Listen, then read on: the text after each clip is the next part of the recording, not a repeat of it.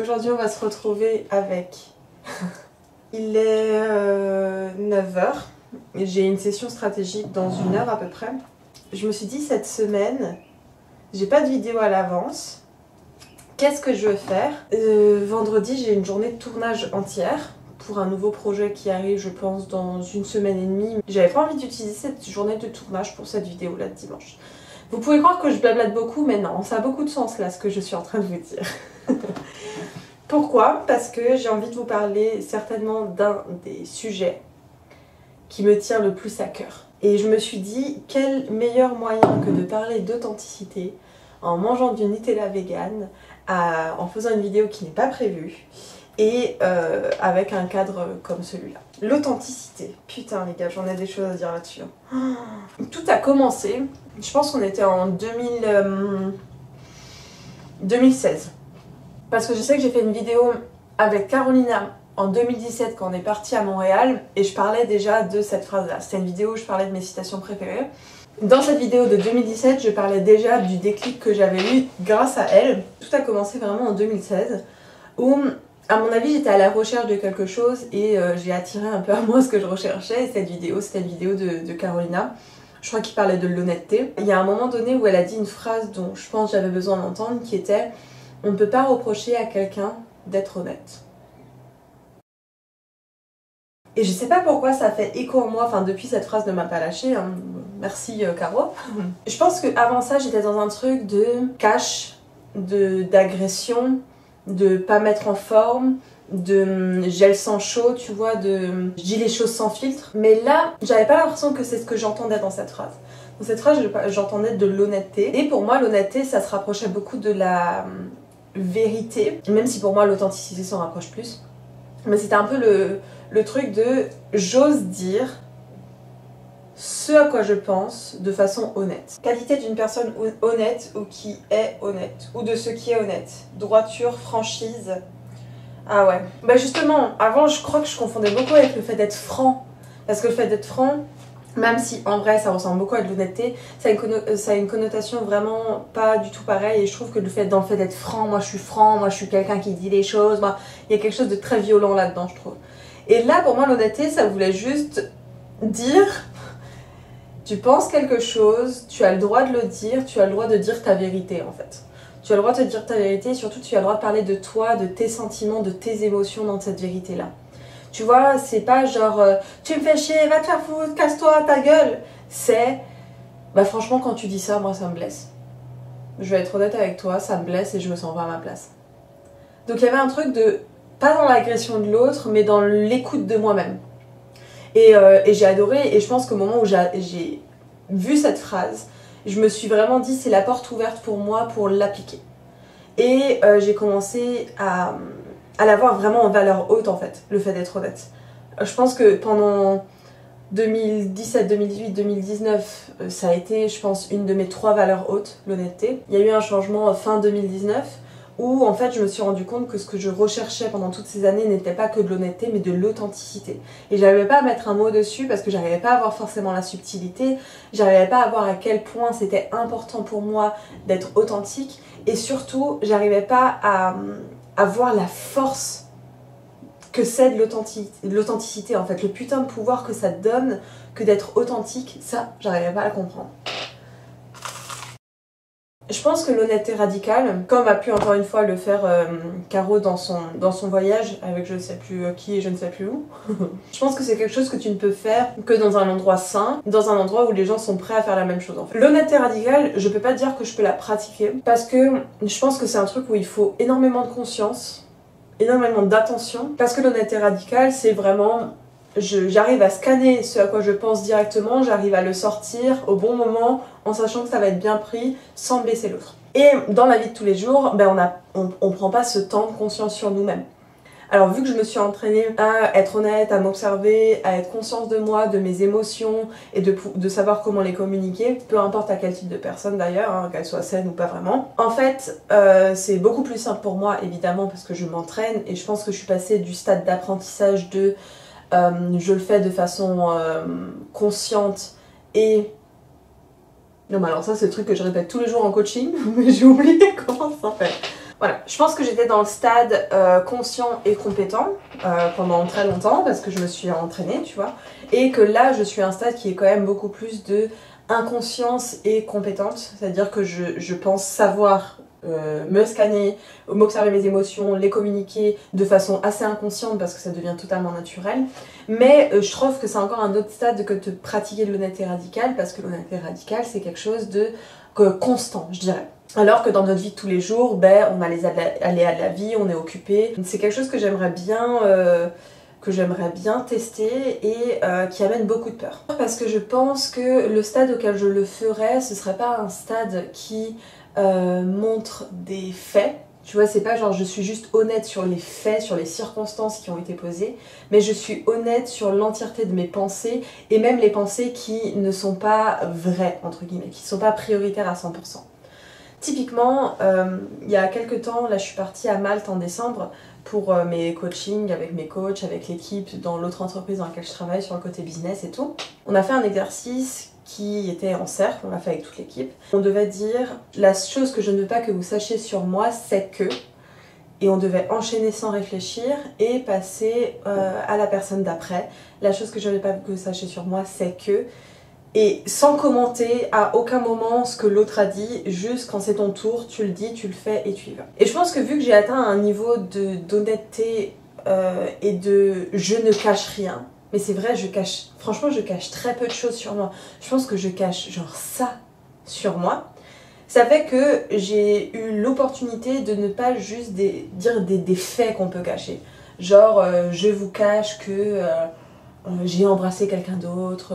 Non, ça c'est des faits, tu vois. J'ai eu l'opportunité en fait d'aller trifouiller dans quelles sont les 2-3 pensées qui prennent pas beaucoup de place dans ma vie, mais qui sont là ponctuellement et qu'on n'a pas l'habitude de sortir.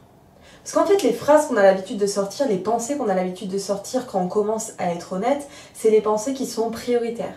C'est genre si 14 000 fois dans ta journée tu penses au fait que t'es pas capable, ben il y a de grandes chances que tu l'as déjà dit à voix haute. Et là, cet exercice, il m'a permis de mettre en avant les pensées qui n'étaient pas du tout prioritaires, les pensées que tu as peut-être une fois dans la journée, 2 fois dans la journée, en tout cas de manière consciente, et ça a été trop inspirant. Je reprends l'exemple de je suis capable. Je pense que de manière générale, je me trouve assez capable de faire les choses, mais je pense que sur 1 ou 2 trucs, je peux des fois penser que je suis pas capable. Mais c'est tellement rare du fait que je pense ça que je le dis pas à voix haute parce que même moi, pour que je fasse le tri entre ok, c'est arrivé dans le conscient, ok, je le conscientise et je le communique, je suis déjà passée à une autre pensée qui me dit tout le contraire, tu vois. Et là, j'ai eu l'opportunité de dire les choses, les pensées qui ne prennent pas vraiment de place mais qui sont en arrière-fond. Là, la chose à laquelle je pense depuis un moment, c'est que pendant très longtemps, je me suis interdit de coacher des entrepreneuses sur mon entreprise à moi parce que j'avais une pensée de fond qui me disait bah tu peux pas. Genre c'est même pas t'es pas capable, c'est genre toi tu peux pas. Alors que c'est une pensée que je ne pense plus du tout, hein. Je suis persuadée que je peux le faire, la preuve c'est que je le fais en fait, tout simplement. Mais c'est intéressant de se dire qu'on peut aller aussi loin dans la recherche de soi, dans les pensées de soi, qu'on peut dire des phrases qui prennent très peu de place mais qui existent. Et qu'une fois qu'on les sort, se dire waouh, là en fait je crois que j'ai atteint le stade d'authenticité. Je connais très peu de personnes, et c'est pas pour me mettre en valeur, hein. C'est un truc que j'aimerais d'ailleurs, mais je connais très peu de personnes que je trouve authentiques. Je connais des personnes qui essayent d'être authentiques, je connais des personnes qui sont authentiques dans les milieux safe, on va dire, genre entre amis, entre familles, quand t'es très proche d'eux. Ça, je pense que toutes mes amies le sont d'ailleurs quand je suis très proche avec elles. Ah, là qu'on est en milieu de vidéo, je pense, mais si t'es pas encore abonné à la chaîne, abonne-toi. Ce serait vraiment cool qu'on arrive à la barre des 70 000. Et le meilleur moyen aussi de soutenir la chaîne, c'est de commenter, hein. Donc même si des fois tu mets un truc du style cette vidéo m'a plu, merci, ben en fait tu soutiens déjà la chaîne par le fait de poser un commentaire. Donc voilà, je t'invite à le faire. Mais même dans mes amis, je sais pas si j'en connais énormément que je trouve authentiques sur la place publique. Ça veut pas dire que je trouve qu'elles sont fausses, hein. Non, alors c'est vraiment pas ça du tout. Parce que pour moi, il y a le fait d'être fausse, il y a le fait de cacher, de te cacher, il y a le fait d'être vrai, entre guillemets, et de dire la plupart des choses sur toi sans filtre. Mais il y a le fait aussi d'être tellement authentique qu'on peut le lire en toi comme un livre ouvert en fait. Genre, c'est toujours le même livre qui arrive. J'ai fait mon webinaire la semaine dernière, c'est aussi le premier livre qui m'est venu. C'est peut-être un signe. Mais genre vraiment, tu prends une page d'un livre et tu la lis quoi. Et moi ça c'est ce qui m'inspire. C'est que j'aimerais que chaque personne que je rencontre, si elle a envie de voir une page de mon livre intérieur, qu'elle puisse le voir. Je trouve que ça va totalement à l'encontre de ce qu'on a tendance à vous dire dans la société, de il faut vous protéger, de il faut j'aime pas qu'on lise en moi comme un livre ouvert, de j'aime pas tout ça. On n'ose pas passer le cap parce qu'on voit pas en fait les bénéfices que c'est et on voit pas à quel point c'est exceptionnel que de pouvoir mettre ton livre ouvert sur la place publique. Je pense à des vidéos que j'ai pu faire dans le passé où je parle par exemple des violences de ma mère ou que je parle des viols, ou que... enfin peu importe, ou même que je parle de moi ou que je pleure devant la caméra ou que pour beaucoup de personnes c'est déjà trop, tu devrais pas le dire, tu devrais le cacher. Et moi j'ai vraiment une croyance forte qui est que tout ce que tu caches à l'intérieur, tout ce que tu caches de toi-même est un manque que tu crées à l'extérieur. Un vide, un manque que tu crées à l'extérieur. Juste par le fait d'être équilibré, juste par l'équilibre de la vie. Et que chaque chose que tu caches, tu vas essayer de mettre un masque dessus, tu vas essayer de le cacher, tu vas essayer de ne pas le montrer. Et vraiment, si je reprends cette métaphore du livre, prends un livre à la bibliothèque et tu vois qu'il y a quelques mots qui sont cachés, ben ça crée un manque dans le livre et ça crée un manque à celui qui le lit aussi. Genre, bah, je connais pas une partie de l'histoire. Franchement, ça me fait chier. Et quel type de personne en plus s'intéresse à des livres où on cache une partie, où c'est flouté, mais vas-y, viens, on va voir ce qu'il y a derrière. Alors que quand tu lis un livre qui est ouvert, en fait, soit tu l'aimes, soit tu l'aimes pas, soit tu le mets dans ta bibliothèque, soit tu le recommandes, soit tu le recommandes pas, mais il n'y a pas ce truc un peu malsain, quoi. C'est très sain, d'ailleurs. Ce manque, ça peut être quoi? Ça peut être un manque de temps et d'énergie pour les choses qui t'inspirent vraiment. Typiquement, si je cache un truc à l'intérieur de moi, il y a de grandes chances que ça prenne de la place dans mon espace mental, dans mon espace émotionnel, parce que j'y pense et parce que je veux pas qu'on le voie, et parce que je cache ça de moi, et parce que et si, de blablabla, et je sais, je l'ai expérimenté. Et tout cet espace mental, ce temps, cette énergie qui sont quand même des piliers de votre vie qui sont limités. Hein, on a le temps, on a l'énergie, on a l'argent, on a la prise de décision, et je crois qu'on a la volonté, je suis pas sûre sur le cinquième, qui sont tous des espaces limités, hein, qui se limitent à part l'argent, qui est quelque chose d'illimité. Mais sinon, c'est toutes des choses limitées. Ton temps est limité, ton énergie est limitée, ta prise de décision et de volonté est limitée dans la journée. Et moi, en fait, j'ai pas envie de prendre de l'espace mental, du temps, de l'énergie pour être sûre que ce que je cache est bien caché. J'ai envie de pouvoir le poser. Vraiment juste, tu vois, je le prends, je le pose. Vous le voyez, comme un livre, je pose les mots, je les mets. Elles sont de façon très authentique et moi je peux concentrer mon énergie, mon temps, ma volonté, mes prises de décision sur les choses qui m'importent vraiment. Et je trouve que c'est extrêmement beau parce qu'en fait ça crée un tri des personnes en face de toi, mais ça crée pas un tri sur les bases de tes blessures, ça crée un tri sur les bases de tes forces. Parce que être soi, c'est déjà une force en fait. C'est une force qui est unique. Et c'est une force qui est tellement belle. Pourquoi chercher à ressembler à quelqu'un d'autre alors que ce quelqu'un d'autre est la meilleure version de lui-même, tu vois? Tu vas essayer de copier. Toi, t'as la chance d'être unique, d'être déjà là, d'être vrai, d'être toi-même. Partage-le, quoi. Partage cette force-là. Bah, ce qui est fou, c'est que quand on fait ça, en fait, on se sent attaqué que très peu. Parce qu'on connaît notre vérité et on connaît nos bases. Vu que je sais que je suis authentique avec moi-même et que je crée, que j'ai vraiment un truc de... Ben non, je sais qui je suis et je le sais au point que je le pose sur la place publique et que quand je dis sur la place publique, je parle pas vraiment de YouTube ou des réseaux sociaux, hein, je parle de qui, peu importe qui veut le savoir, je peux le dire, tu vois. Vu que c'est autant vrai et autant sans filtre, je trouve, ça fait que quand on t'attaque sur des choses qui ne font pas partie de qui tu es, ben ça ne t'atteint pas. Parce que c'est comme essayer de dire « ce livre est bleu ». Ben non, tu le vois bien. Enfin, on le voit qu'il n'est pas bleu, tu vois. Non, enfin non. Et j'ai envie de passer à la troisième partie de cette vidéo. On a fait honnêteté, on a fait la force de l'authenticité. J'ai envie de passer à la partie de à quel point c'est une force dans ton business d'être authentique. Je dirais que le business c'est une des places où c'est le plus dur d'être authentique pour une simple raison, c'est qu'il y a l'argent qui en compte. Et que quand dans les relations humaines on met de l'argent au milieu, ça fait en général, ça peut faire ressortir le meilleur ou le pire des personnes en fonction des complexes que tu as sur l'argent.